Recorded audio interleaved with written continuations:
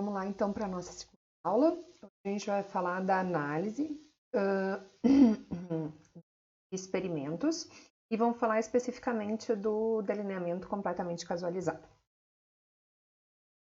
Vamos considerar um exemplo que a gente vai seguir do início ao fim dessa aula. Tá? Suponha que um agrônomo esteja investigando os efeitos de diferentes variedades de cana-de-açúcar sobre o rendimento da cultura. O experimento poderia consistir em plantar várias mudas, ou seja, as nossas unidades experimentais de cana-de-açúcar, de cada variedade, e então testar, comparar, o rendimento. Os dados desse experimento poderiam ser usados então para determinar qual dessas variedades que estão sendo estudadas deveria ser usada para fornecer o maior rendimento, o máximo rendimento. Se houver só 2 variedades de cana-de-açúcar, de interesse desse pesquisador no experimento, o experimento então poderia ser planejado e analisado usando um teste de hipótese para 2 amostras, o teste T, para 2 amostras. Ou seja, nesse caso daí o nosso experimento teria um único fator, com 2, a variedade de cana, e somente 2 níveis desse fator. Então, se o experimentador estiver interessado em determinar qual variedade de cana-de-açúcar vai produzir o máximo rendimento, ele usaria o teste T para comparação de 2 amostras independentes, para identificar qual delas, para identificar se há diferença significativa e aí, portanto, qual delas dá o maior rendimento. Porém, muitos experimentos, no nosso caso aqui com um único fator, a gente vai começar, olhando experimentos mais simples, requerem mais de 2 níveis na experimentação, ou seja, mais de 2 variedades de cana. Então, no nosso exemplo aqui, a gente vai considerar que o agrônomo quer investigar 4 variedades de cana-de-açúcar, tá? Então, e aí nesses casos é que a análise de variância vai ter que ser utilizada. Porque se eu tivesse só 2, se eu tivesse só 2 variedades, de cana-de-açúcar, eu utilizaria o teste T. Mas se eu tiver 3 ou mais grupos sendo comparados, a análise de variância é que vai ser utilizada. Então, a análise de variância poderia ser vista, então, como uma extensão do teste T, para 2 amostras independentes. Utilizando ela, a gente vai conseguir responder perguntas do tipo. A primeira pergunta aqui diz respeito exatamente ao exemplo da cana. Qual das diferentes variedades de cana-de-açúcar produz o máximo rendimento? Ou outros exemplos, Qual dentre 4 propagandas de ofertas enviadas a uma amostra de residências resulta no maior volume de vendas? Ou qual dentre 10 marcas de pneus dura mais? Ou ainda, quanto tempo vivem os portadores de câncer em cada uma de 3 terapias que estão sendo comparadas? Então, vamos ao exemplo que a gente vai trabalhar, que é esse da cana-de-açúcar. Então, os dados que a gente tem aqui se referem ao rendimento da cana-de-açúcar, então essas medidas aqui, em toneladas por hectare, no experimento de 4 variedades de cana-de-açúcar, tá? Delineamento completamente casualizado. O grande objetivo aqui, então, é identificar a ou as variedades de cana-de-açúcar que produzem o maior rendimento médio em toneladas por hectare, tá? Então, a gente vai falar agora um pouquinho sobre a disposição dos nossos dados, Então, estão aqui os nossos tratamentos, que são as variedades, os valores observados. Aí, aqui eu tenho os totais nas colunas, que são os totais, então, dos tratamentos. E embaixo as médias dos tratamentos, que é, portanto, aqui, o 432 dividido por 6, que tem 6 repetições, dá 72. Então, a gente tem aqui T igual a 4, que é o número de tratamentos, R igual a 6, que é o número de repetições, e R vezes T, que é o nosso N, que é o número total de observações, que é 24. Aqui eu tenho o meu total geral e a minha média geral. Vamos falar um pouquinho mais, então, do delineamento completamente casualizado, tá?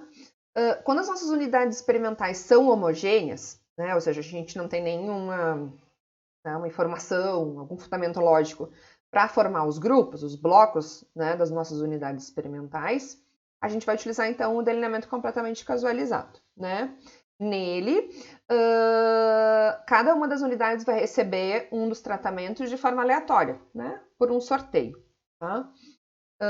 Nesse caso, nenhuma restrição é imposta na casualização, a gente faz uma casualização completa, do grupo de unidades. É como se a gente tivesse, no nosso exemplo ali, um saco com 24 papeizinhos e a gente fosse retirando um por um para atribuir as nossas 4 variedades de cana-de-açúcar. Como a casualização, então, ela é restrita, o erro experimental inclui toda a variação entre as unidades experimentais, exceto aquela devido aos tratamentos, tá? O que pode comprometer a precisão do experimento se existisse heterogeneidade nas unidades experimentais. Então, por isso que é muito importante a gente ter essa segurança, né, de que a gente possa fazer essa casualização completa, né? Senão seria necessário, então, né, muitas vezes isso acontece, fazer o agrupamento das unidades experimentais, né, de forma que a variação dentro desses grupos seja menor, né? E aí, dentro dos grupos é que a gente vai fazer a aleatorização. Então, nesses casos, né, a gente estaria fazendo delineamento em blocos casualizados, que tem a vantagem do agrupamento das unidades experimentais semelhantes. E aí, com isso, a gente isola essa variabilidade devido aos grupos do erro experimental. No momento que eu tiro parte dessa variabilidade do erro experimental, a variabilidade do erro diminui. E diminuindo, a gente está aumentando a precisão do nosso experimento. Vai ver daqui a pouquinho que a variabilidade devido ao erro experimental é o denominador do nosso teste. Ele diminuindo, acaba que a nossa estatística aumenta, né? E aí aumenta, portanto, a chance de a gente identificar uma diferença como significativa. Portanto, né, aumenta a precisão do experimento. Quais são as vantagens do delineamento completamente casualizado? A principal vantagem dele diz respeito ao número de repetições. Tá? Porque ele é bem flexível tanto ao número de tratamentos quanto ao número de repetições. O número de repetições pode variar de tratamento para tratamento, mas geralmente, né, o que a gente deseja ao planejar um experimento é um número igual de repetições por tratamento. Pode acontecer de a gente chegar no final, né, da gente ter um número diferente, né, de repetições por tratamento. Às vezes porque eu tenho uma restrição de material, ou às vezes porque a gente perde alguma observação no meio do experimento, sei lá, uma planta que morre, né? E aí, ok, eu comecei com 6 repetições, morreu uma planta, eu chego lá com 5, então vai ter um tratamento que vai ter uma repetição a menos, tá? E aí a análise estatística, primeiro, é a análise estatística mais simples que tem, porque é o delineamento mais simples, e ela é bastante simples mesmo quando a gente tem, então, diferentes números de repetições, né? Isso não complica o cálculo, né? Dá uma modificadinha só nos valores, nas fórmulas. O que é diferente de outros delineamentos. Tem outros delineamentos em que o ajuste deve ser... tem que tomar cuidado, né? No cálculo das médias, porque a gente tem que fazer ajuste para perda de informação, tá? A gente vai ver quando a gente chegar, por exemplo, no delineamento em blocos. Como é que é feita, então, a casualização, essa aleatorização, então, dos tratamentos, né, nas unidades experimentais? Ele é feito através de um sorteio, né, como se eu tivesse o saquinho, que eu falei, né, com as observações, né, com os papeizinhos ali dentro, para fazer essa atribuição, né? Ou poderia fazer, antigamente se fazia, né, com tabela de números aleatórios, e hoje em dia com um procedimento computacional. Então é isso que a gente vai começar. Então lá no R a gente tem algumas opções, tá? Eu trouxe para vocês aqui uma que está no pacote do Agricoline. A gente vai usar bastante o Agricoline, principalmente na aula que vem, quando a gente for olhar os procedimentos de comparações múltiplas, tá? Então, lá no R, né, a gente vai fazer a aleatorização do delineamento completamente casualizado, do exemplo que, né, fazendo a aleatorização do nosso exemplo, onde eu tenho 4 fatores, que são as variedades de cana-de-açúcar, cada uma delas com 6 repetições. Então, a primeira coisa, né, é ativar o meu pacote, instalar se ele não estiver instalado. Depois nós vamos criar, então, uma variável, eu chamei aqui de TRT, que são os nossos tratamentos, então eu vou nominar meus tratamentos ali de A, B, C e D, e vou designar R, né, como um vetor ali com o número de repetições em cada um destes, associado a cada um desses tratamentos, né? No nosso caso ali, 6 repetições em cada um deles. E aí a gente vai chamar, né, a função aqui design CRD, né? CRD é do inglês, né, completamente, né, do delineamento completamente aleatorizado.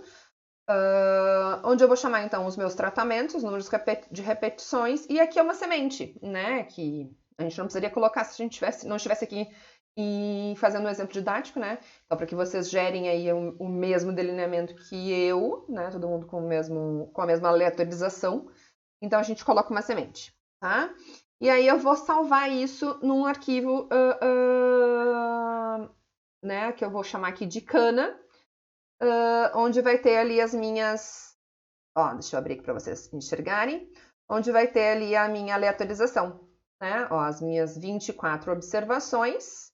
E eu tenho a ordem, como se eu estivesse tirando os meus papeizinhos, né? Então, eu tirei lá o primeiro papelzinho B, o segundo papelzinho B, ó, então já é a segunda observação, né? E assim por diante, ó. Então, um primeiro papelzinho A, depois vem um outro papelzinho B, ó, a terceira repetição do B, e assim por diante, tá? Até que a gente vai chegar no final com as 6 repetições, né, de todos os nossos tratamentos.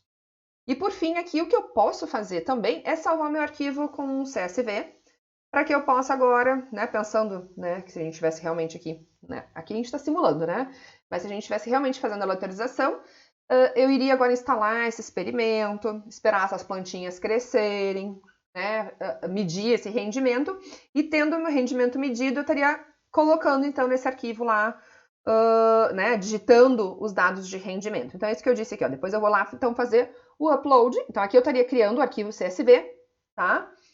Para eu colocar os dados de rendimento. Aqui no nosso caso, eu passei para vocês lá no Moodle um arquivo chamado dcc_cana.xls, tá? Então esse aqui já é o arquivo que vai ter os dados de rendimento digitados, tá? A gente vai fazer então essa digitação. Mandei já para vocês. Então o que nós vamos fazer aqui eu vou usar aqui um pacote readxl, né, que é para ler o arquivo de Excel dos dados.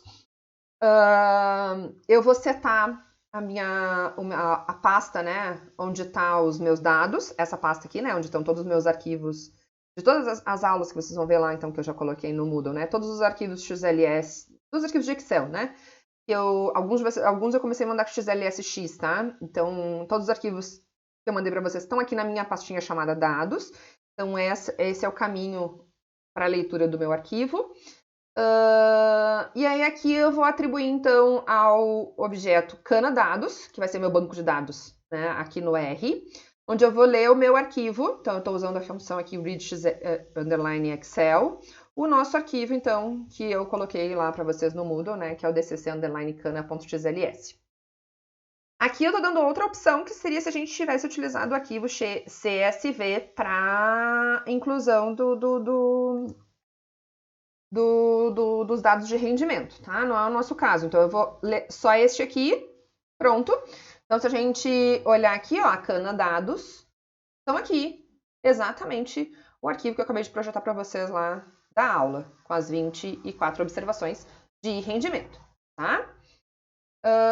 Uma coisa que a gente vai precisar fazer, já vai aparecer daqui a pouquinho, eu preciso definir os meus fatores sempre como fator, né? Eu tenho que definir para o R que é uma variável de fator, né? Não é uma variável que vai ser utilizada como variável resposta ou covariável, tá? Então eu preciso dizer para ele lá que as variedades são fatores. Isso vai ser importante. Isso é muito importante quando a variável ela é nominada com números. Então imaginem que ao invés de ser A, B, C e D, as variedades tivessem sido 1, 2, 3 e 4.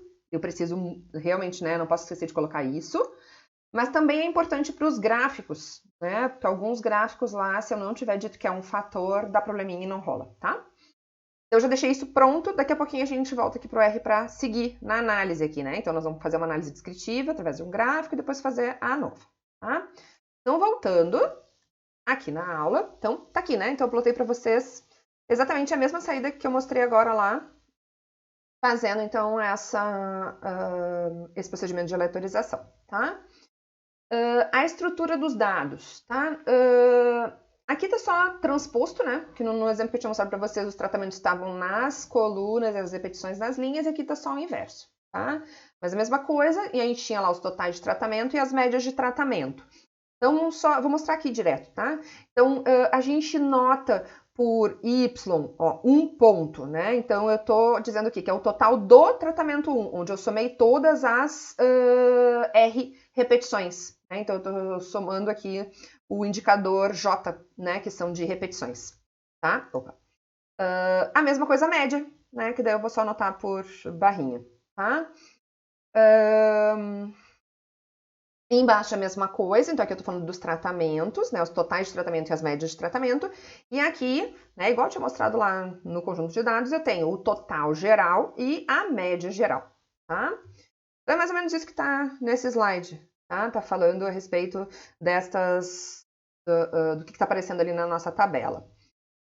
Tendo os dados, a gente parte para a análise, tá? Então agora nós vamos falar então da análise de variância. O que é a análise de variância? É uma técnica, então, que foi introduzida por Fisher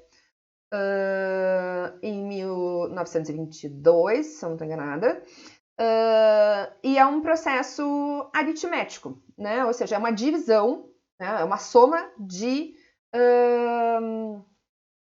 uma decomposição, tá? Então, é uma soma de fontes de variação. O que eu vou fazer é decompor a variabilidade total, né? Ou seja, a variância total das nossas observações, em componentes de variação associado a causas previstas, tá?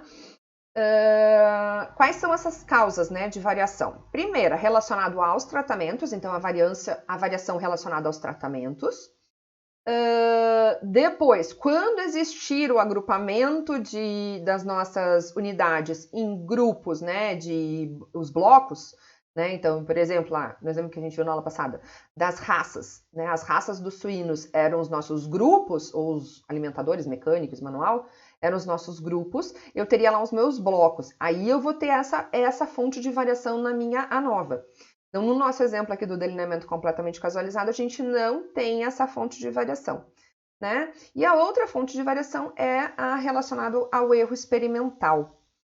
Então, a gente, né, falou mais ou menos isso na aula passada, que o que eu vou fazer, então, na ANOVA, no delineamento completamente casualizado, é decompor a minha variação total em duas fontes de variação. Entre os tratamentos e dentro dos tratamentos. Dentro dos tratamentos, porque a gente viu que o erro experimental é uma medida da variação das unidades que foram tratadas igualmente, tratadas com o mesmo tratamento. Né? Então, se eu pegar lá as observações de rendimento das 6 repetições de cada um dos tratamentos. Então, aquelas 6 observações que foram da variedade A diferença entre elas, a variabilidade entre elas é o que vai compor o erro experimental. E depois na variedade B, na C e na D. Então, né, só para reforçar aqui, né, no delineamento completamente casualizado, a variação total é decomposta só em duas partes, tá? Devido aos tratamentos, ou entre os tratamentos, e devido ao erro experimental ou dentro dos tratamentos, tá? Então, aqui só para a gente começar a entender a ideia, né, que vai dar origem às fórmulas para os cálculos dessas fontes de variação. A variabilidade total, né, é uma soma de quadrados total, né? Então, é o quê? É a diferença individual de cada uma das minhas observações em relação à média geral, né? Esses desvios ao quadrado, e eu vou somar todos esses desvios ao quadrado para todas as minhas 24 observações. Né? Então, esse aqui representa a variação de todas as observações em relação à média geral. Né? Então, essa é a média, é a variação total, que é decomposta em duas partes. Né? A relativa aos tratamentos, então a soma de quadrados dos tratamentos, essa parte, né, que vai representar a variação das médias dos tratamentos em relação em torno da média geral, né? Ou seja, ela me representa a variação entre os tratamentos, devido aos tratamentos. E a outra parte, né, da variabilidade total, que é decomposta, é a variabilidade devido ao erro experimental, né? Ou seja, a soma dos quadrados do erro experimental. Que ela é, então, a variação dentro dos tratamentos, ou seja, é a variação das unidades experimentais com o mesmo tratamento, a variação devido ao erro experimental, ou seja, cada observação em relação, dentro, né, daquele tratamento, em relação à média do tratamento, né? Então, como está aqui, né, a variação das unidades experimentais com o mesmo tratamento, é a variação dentro dos tratamentos, tá? Notação. Soma de quadrados de tratamento, ou SQT, soma de quadrado de erro ou SQE, tá? São as duas notações. Esses três termos, então, a soma de quadrados total tem R vezes T menos 1 grau de liberdade. A soma de quadrados de tratamentos tem T menos 1 grau de liberdade. E a soma de quadrados do erro tem T que multiplica R menos 1 grau de liberdade. Tá?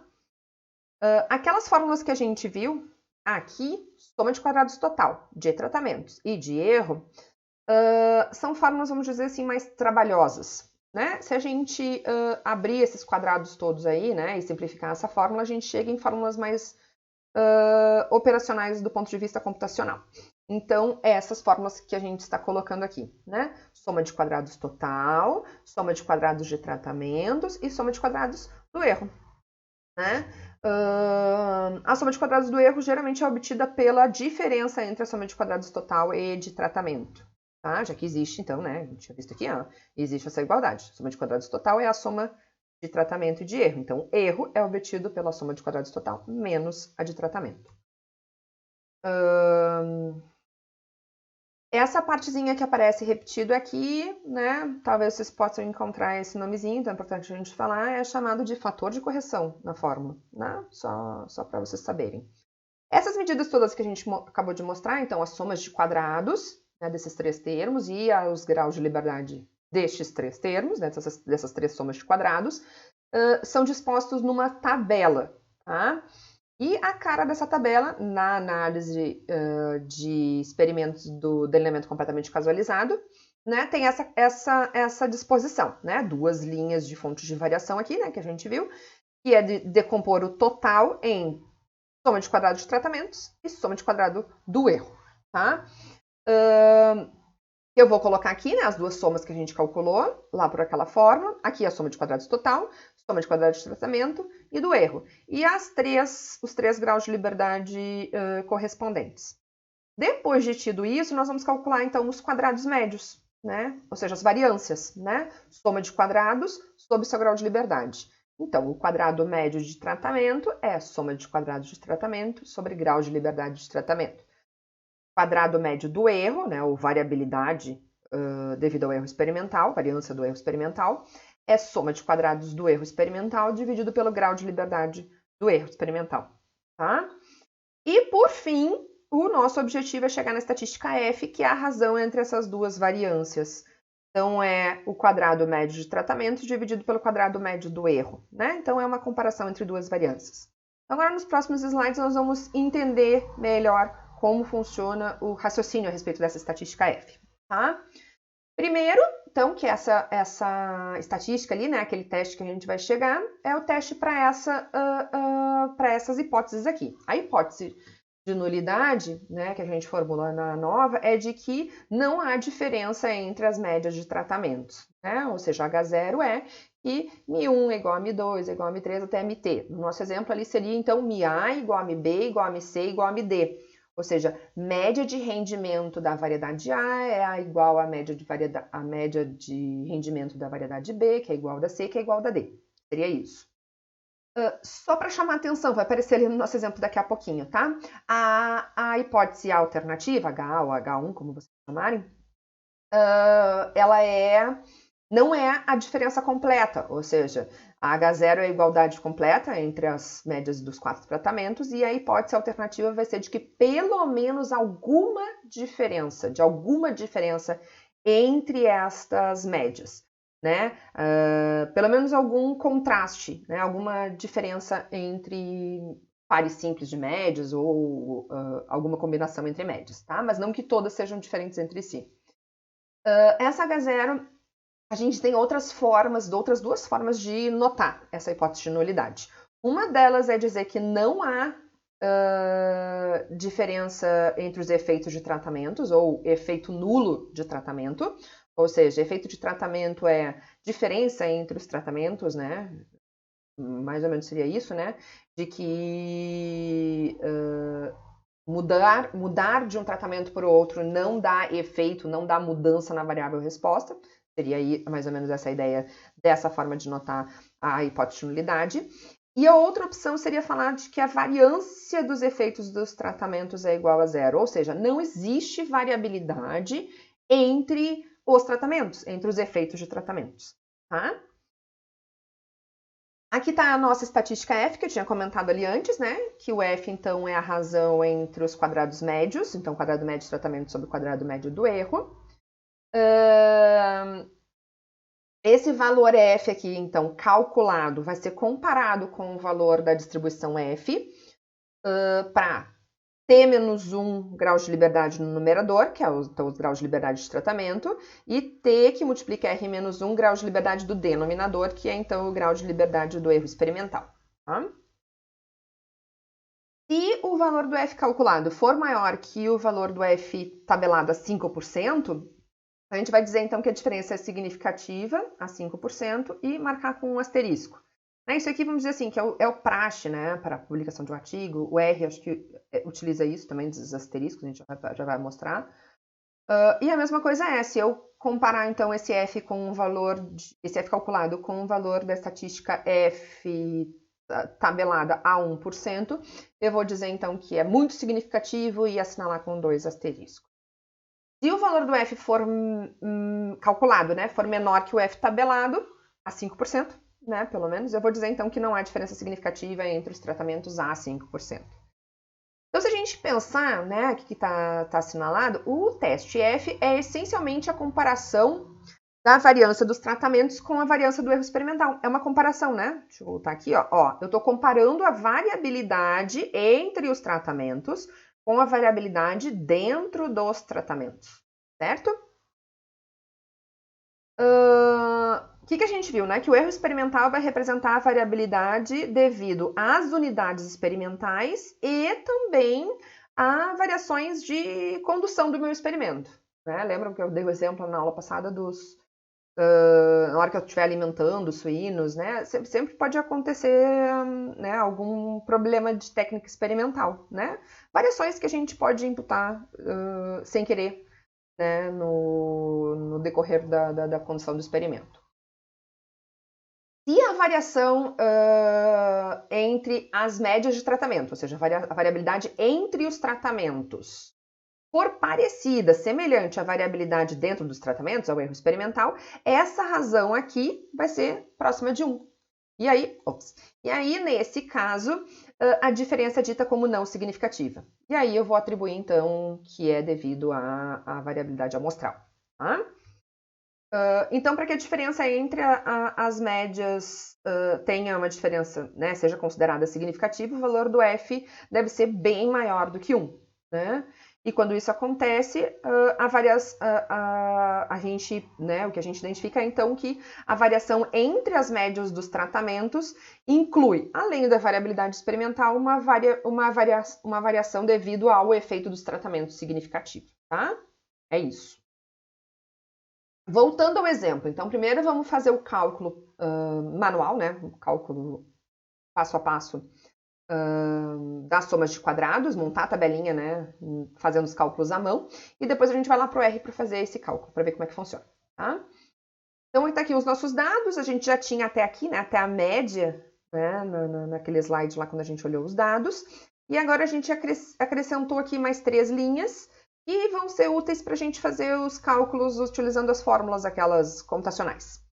Aqui o que a gente tem, então, são as somas dos nossos valores ao quadrado. Aqui eu estou fazendo isso, então, em cada um dos meus tratamentos, em cada uma das minhas colunas. Então, esse valor aqui, eu consigo marcar, esse valor aqui, ele é 64 ao quadrado, 72 ao quadrado, 68 ao quadrado, 77 ao quadrado, 58 ao quadrado e 95 ao quadrado, somados, certo?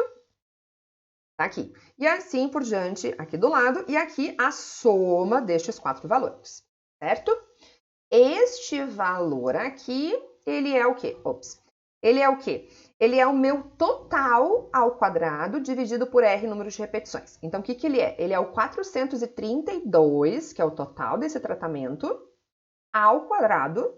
Então, 432 eu coloco ao quadrado e depois divido por 6. Vai me dar isso aqui. A mesma coisa depois com cada um dos outros 3 tratamentos, e isso aqui é a soma desses 4 valores. Isso aqui é uma soma de quadrados dentro de cada tratamento. né?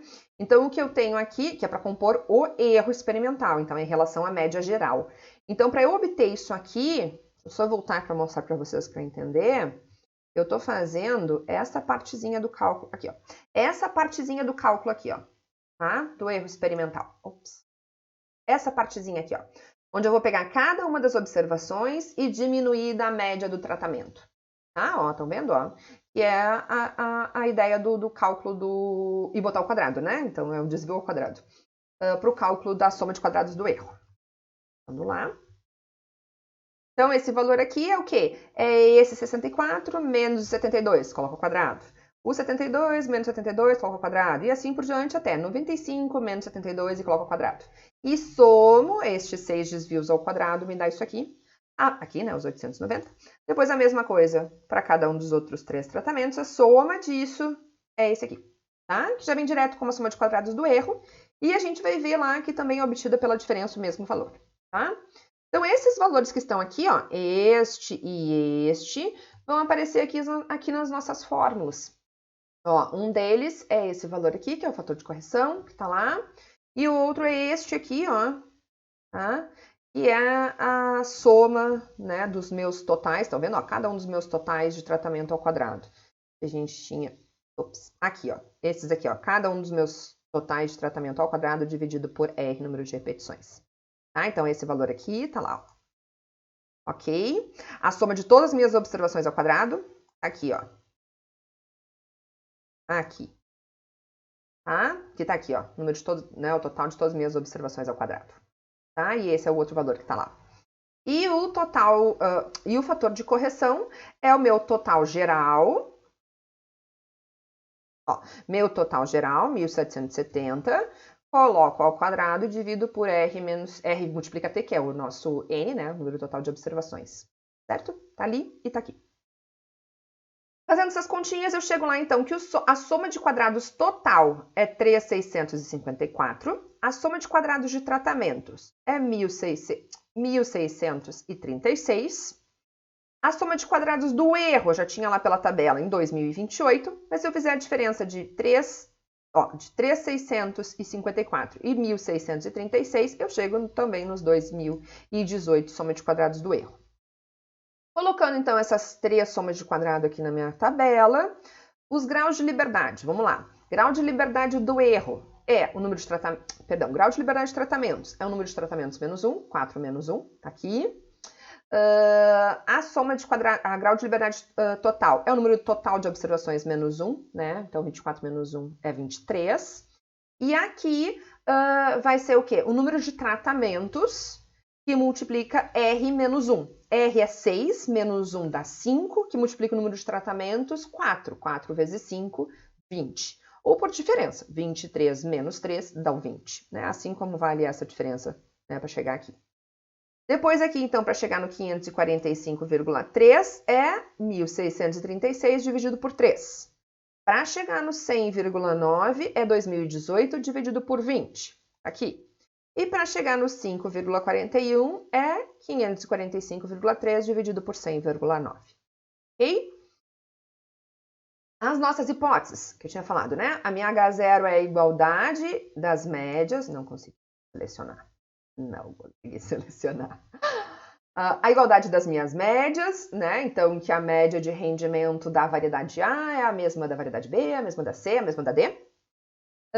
E hipótese alternativa de que pelo menos 2 diferem, né? Não todas, não necessariamente todas, tá? Para eu saber se isso aqui é significativo, que já está assinalado, né? Mas para eu saber se isso aqui é significativo, eu preciso comparar e ver se esse valor é maior do que o F tabelado. Então, vamos lá na minha tabela, aqui, né? A tabela, então, vamos lá, ó. 3 graus de liberdade no numerador, 20 graus de liberdade no denominador.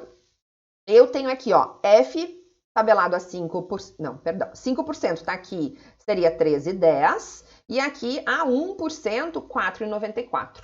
Então, o nosso valor, aqui, o nosso valor 5,41 é maior do que o 4,94, que é o valor tabelado a 1%. Portanto, 2 asteriscos, significativo a 1%. Então, a nossa conclusão aqui é de que há diferença significativa, tá aqui, ó, né? De que há diferença significativa entre as variedades de cana-de-açúcar no que diz respeito a rendimento. Ou as variedades de cana-de-açúcar investigadas se diferem em termos de rendimento, certo? Essa é a nossa conclusão.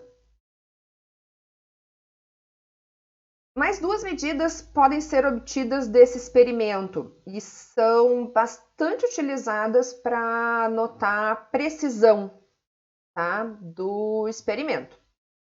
E são o coeficiente de determinação, que é anotado por R2, né? É bem semelhante ao R2, a ideia, né? A ideia é mais ou menos a mesma do R2 da regressão, onde ele vai estar mostrando qual é a proporção da variação total que é explicada pelos tratamentos. Os tratamentos são as nossas variáveis explicativas, né? Então é o mesmo raciocínio da regressão linear.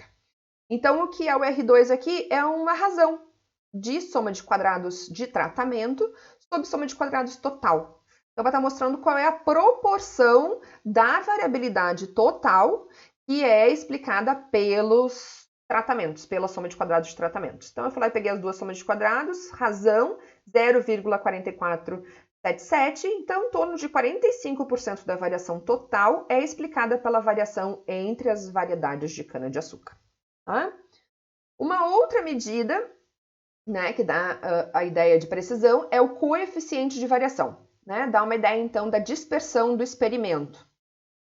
Relembrando, né, o coeficiente de variação é uma razão entre o desvio e a média. Tá?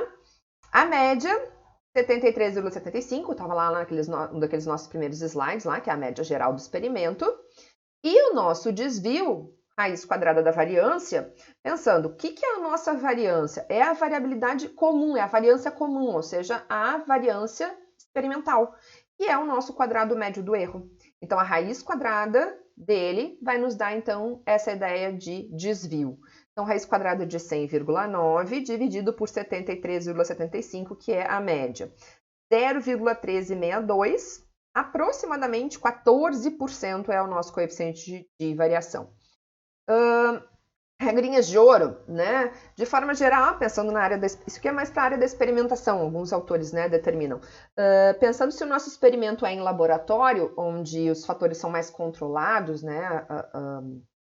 Causas de variação, aquelas variáveis Z, né? As fontes de variação não controladas são mais controladas, né? Porque estamos dentro de um laboratório, né? Tem menos interferência delas.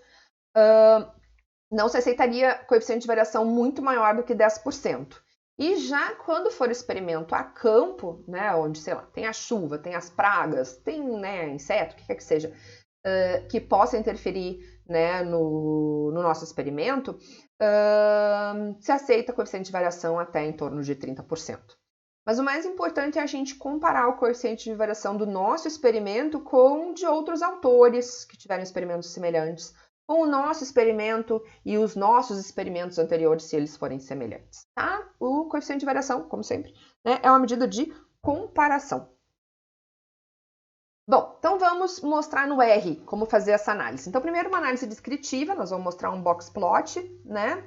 Pra gente, aqui a gente já fez a análise na mão, né? Porque a gente queria mostrar, mas a gente já tinha aqui a ideia da significância.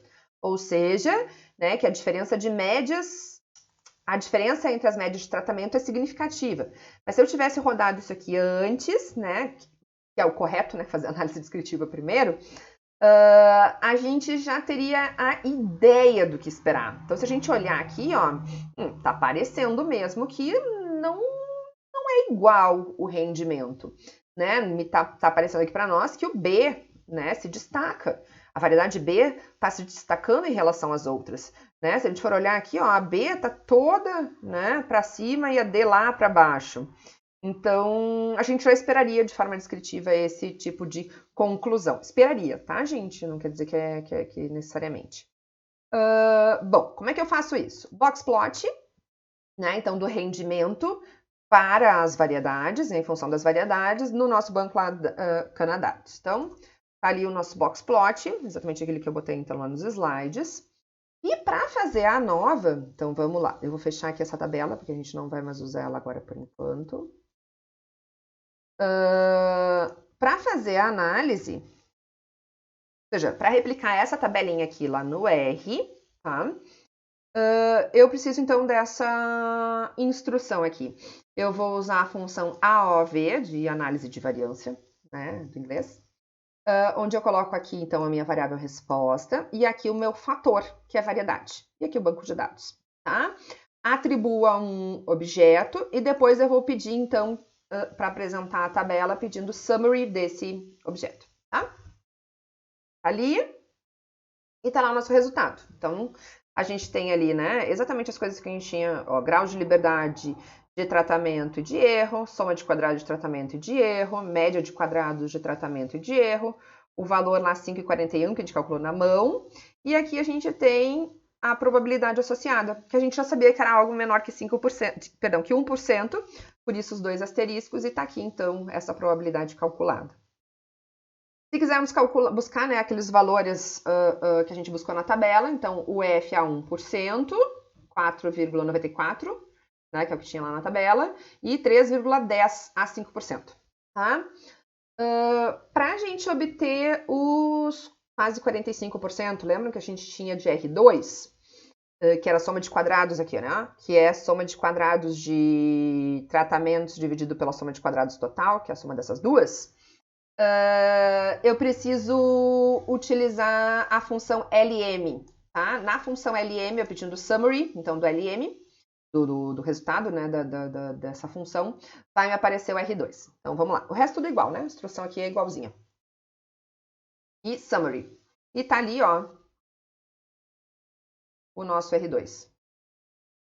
Aqui, tá? Tá lá nos slides, tá, pessoal? Tudo anotadinho ali. Deixa eu mostrar lá onde é que a gente estava. Ó, tá aqui então a análise, né? E tá aqui os dois valores Fs que eu acabei de mostrar. Tá aqui o valor do R2. E agora eu vou mostrar para vocês então como obter o coeficiente de variação. Então eu vou usar uma funçãozinha também do Agricolae, que é ó, cv.model. Então eu vou pedir cv.model da nossa nova que a gente tinha feito antes aqui, ó. Né? Então cv, a nova underline cana. É função, então, do pacote Agricolae e vai aparecer ali, ó, 13,6, tá? Isso, né? Que eu tinha falado que era quase em torno de 14%. Isso. Pronto, pra gente terminar, né, essa parte aqui da nova, desse nosso exemplo da cana, né, no delineamento completamente casualizado, a gente tinha a gente tinha falado, então, que uma das vantagens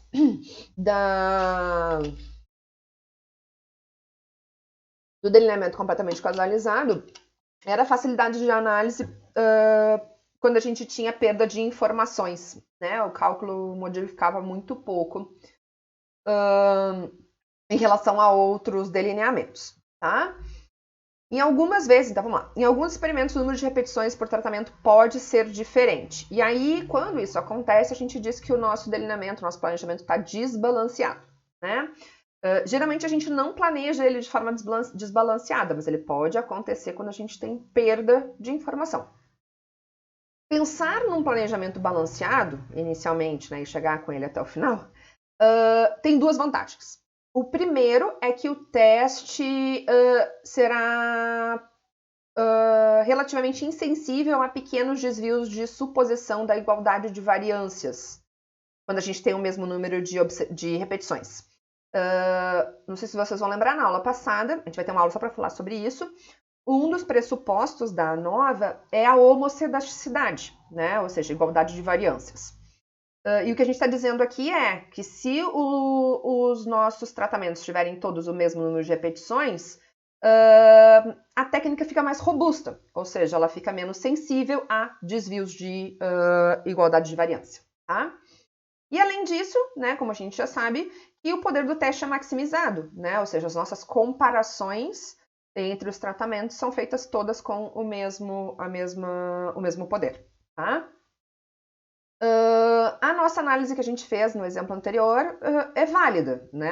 A carinha dela é muito parecida, é a mesma, quer dizer, né? A tabela é a mesma, né? A cara da tabela é a mesma.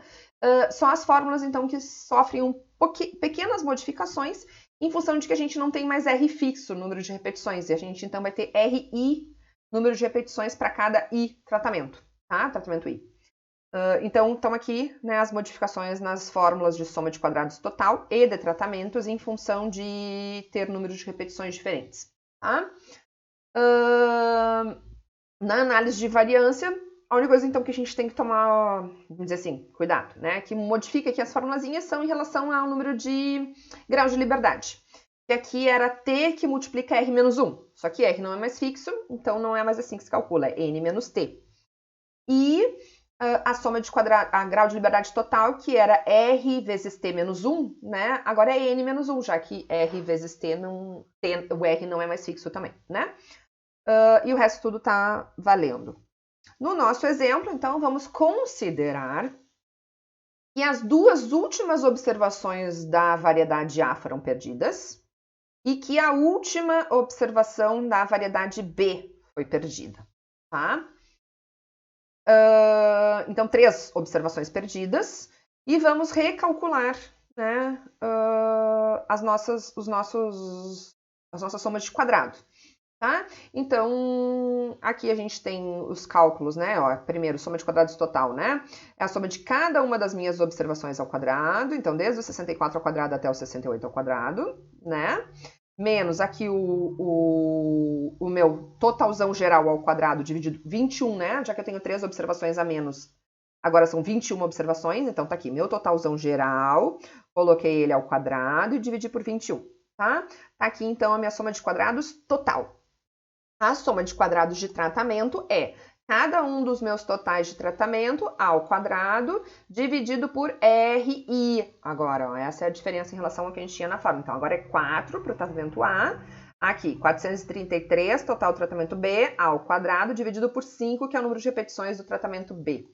E assim por diante, né? Esses dois continuam com 6. Menos o fator de correção, que é o mesmo que está aqui em cima, 1.731, soma de quadrados de tratamento, tá? Isso menos isso, soma de quadrados do erro, 1.144, tá? Os graus de liberdade, né? Então, é 21 menos 1, 20. T menos 1 aqui, né? 3. E, por diferença, né? 20 menos 3, 17. Ou ainda, N, que é o total, né? 21 menos T, número de tratamentos 4, 17 também. Os quadrados médios, né? Soma de quadrados dividido por grau de liberdade de tratamentos, né, das variedades, 533. Soma de quadrados dividido por erro experimental do erro, quadrado médio do erro, 67,3. 577 dividido por 67,3, 8,58, valor da estatística F. Tá? Aqui a gente já tem a probabilidade associada, né? Ou seja, o resultado computacional. Já vamos lá para o R para obter isso aqui. Ou se eu colocasse, por exemplo, lá no Excel da vida, né? Esse valor aqui com 3 e 17 graus de liberdade, eu obteria esse aqui, né? Como a probabilidade associada. Ou ainda, né? Pensando na forma clássica lá de usar a tabela, eu comparar o valor tabelado a 13 e 17, 3 numerador, 17 denominador, a 5 ou a 1%, qualquer um dos dois valores que eu achar na tabela, 8,58 supera, né? E, portanto, é significativo a pelo menos 1%. Tá? Então, essa é a nossa decisão. Rejeita-se H0, ou seja, a diferença entre médias de tratamento é significativa, ó, então a probabilidade é menor que 1%. E a minha conclusão, mesmo que a gente já tinha antes, né? Aqui eu só estou, na verdade, replicando porque a gente perdeu as 3 observações. Claro que poderia mudar, tá, gente? Poderia mudar, óbvio, né, a minha conclusão. Só estou dizendo que é a mesma porque a gente chegou na mesma decisão. As variedades de cana-de-açúcar investigadas se diferenciam em termos de rendimento. No R, como é que a gente faz isso? Então, como é que... Primeira coisa, eu preciso, então, criar um banco de dados novo, tirando essas 3 observações, tá? 2 opções, tá, gente? Vai depender de qual banco de dados vocês leram.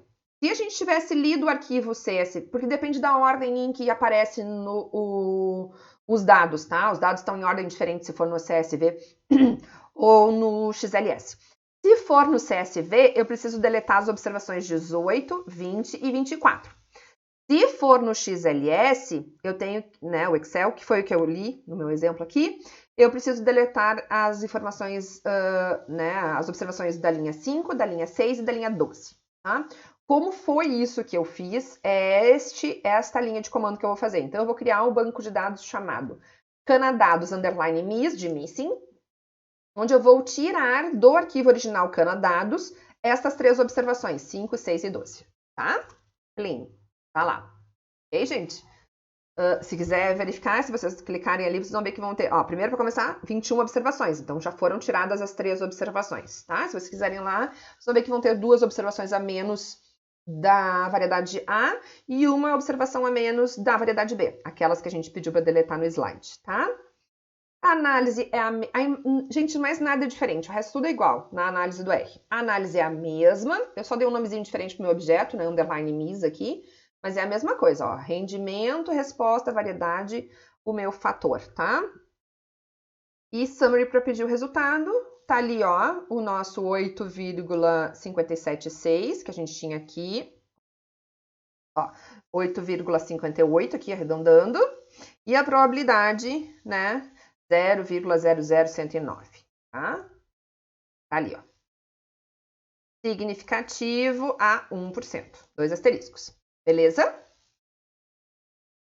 Eu tinha fechado a tabela ali, né? Mas se eu fosse lá na tabela e procurasse, então, o F tabelado a 1%, eu encontraria 5,19, provavelmente, né? Com 2 casas decimais arredondando. E a 5% eu encontraria o valor 3,20. Tá? Então, o nosso F calculado, que era lá, arredondando, né, 8,58, é maior que qualquer um dos dois aqui, né? Então, é maior que o valor tabelado a 1%, portanto, é significativo a 1%. O que a gente tem aqui para fechar a nossa aula, gente? Eu botei estudo de poder, tá? Isso é bastante útil, principalmente pensando na decisão de quantas repetições eu preciso colocar. Lembra que a gente tinha visto na aula passada que alguns autores dão algumas indicações de número de repetições, tá? Aqui a gente está fazendo o caminho inverso, né? Por exemplo, né? Eu tendo tanto de repetições quanto eu tenho de poder, tá? Então, o que eu estou fazendo aqui é fazendo uma simulaçãozinha, né? Usando essa observação aqui, essa opção aqui, onde eu começo com o número mínimo de repetições 3, número máximo de repetições 8, tá? Vou usar alfa de 5%. Lembram lá que o nosso... Deixa eu mostrar, não precisa lembrar nada não, a gente pode ir lá e voltar. No exemplo original, tá, gente? Eu tô voltando ao exemplo original, eu não tô mais no exemplo da perda de informação. Aqui no R mesmo eu vou olhar. Ó, quadrado médio do erro, 100,9, ou seja, essa é a nossa variância, né? Variância residual. Então, é isso que eu vou colocar lá, só para chamar a atenção para vocês. Aqui, ó. SQRT, ó, então é raiz quadrada de 100, de 100,9, poderia colocar, né? Eu tô botando um valor mais ou menos arredondado aqui, né? É o nosso sigma, né? Então, é a nossa estimativa de variabilidade, tá? De desvio. Número de níveis, ou seja, número de tratamentos, 4. E aí eu peço, ó, para fazer uma simulaçãozinha do número de repetições, de 3 a 8. Ok? E uma última informação que eu coloquei aqui é um delta. O que é o delta? É a diferença mínima significativa, né? Ou seja, a diferença entre duas médias que eu quero que seja detectado no teste, né? Ou seja, eu quero um teste que tenha poder para detectar diferenças de 20 toneladas por hectare, né? Que é o rendimento da cana-de-açúcar. E aí eu peço então para ele fazer, né, o cálculo do poder a partir dessa função aqui e apresentar para nós, tá? Então, vamos ver aqui no R. Isso tudo tá, nessa função aqui, né? Tá nesse pacote aqui, Dyer. Vamos ver se vai funcionar, ele deve estar instaladinho. Sim, chamou. E aí, é só então ir colocando, ó, né? O número de repetições mínimo, máximo, o alfa, o sigma, número de tratamentos. Então, né, o número de repetições de 3 a 8. Aqui o meu delta eu botei 15. Desculpa. Ok. Vai dar um pouquinho diferente do que eu tenho ali. E o poder, e apresento o poder. Ó, tá ali, tá? Meu delta de 15. Se eu tivesse botado delta de 20, vocês iam ver, então, que ia aparecer ali mais valores diferentes de poder. Isso aqui que tem aqui, gente, foi um colega, né, que entrou em contato comigo e que disse que estudou lá, procurou e achou uma outra função para o cálculo do poder, nesse pacote aqui, PWR. E esse pacote, tá, eu vi que ele faz tanto para vários outros tipos de teste, tá? Então aqui eu só deixei aqui para mostrar para vocês, ó, o teste T e aqui a ANOVA. Ele usa alguns parâmetros diferentes, tá, gente? E um dos parâmetros que ele usa aqui é o tamanho do efeito. Então, vamos só chamar a atenção do que eu estou dizendo que é diferente. Nesse aqui do Dyer, né, esse cálculo de poder que a gente está falando, eu uso o delta, que é essa diferença entre duas médias, tá? Neste pacote aqui, ele usa o tamanho da diferença, ele chama, tá? E nada mais é do que uma ponderação entre aquele delta, daquele exemplo que a gente estava olhando, ó, que é a diferença entre duas médias, pelo desvio, né? Ou seja, pela variabilidade dos meus dados, que é aquele 10, né? A raiz quadrada do 100, né? Que é o desvio padrão residual, a raiz quadrada do quadrado médio do erro, tá? Aqui eu estou falando no teste T, né? Só para vocês terem uma ideia de diferença. Como na ANOVA, né, o que a gente tem não são só duas médias, média 1 e média 2, são várias médias, esse tamanho do efeito, ó, tamanho do efeito que eu tô falando para vocês, né, ele é estimado a partir desta função, tá? Esse aqui, ó, essa é a função que tá lá, gente, ó, tá? No R, tá? Eu disponibilizei esse arquivo lá para vocês também lá no Moodle, tá? Então tem essa é a última coisinha aqui dessa aula. Que eu implementei depois que o colega me passou. Então, eu tenho lá ó, K, que é o número de grupos, que é 4.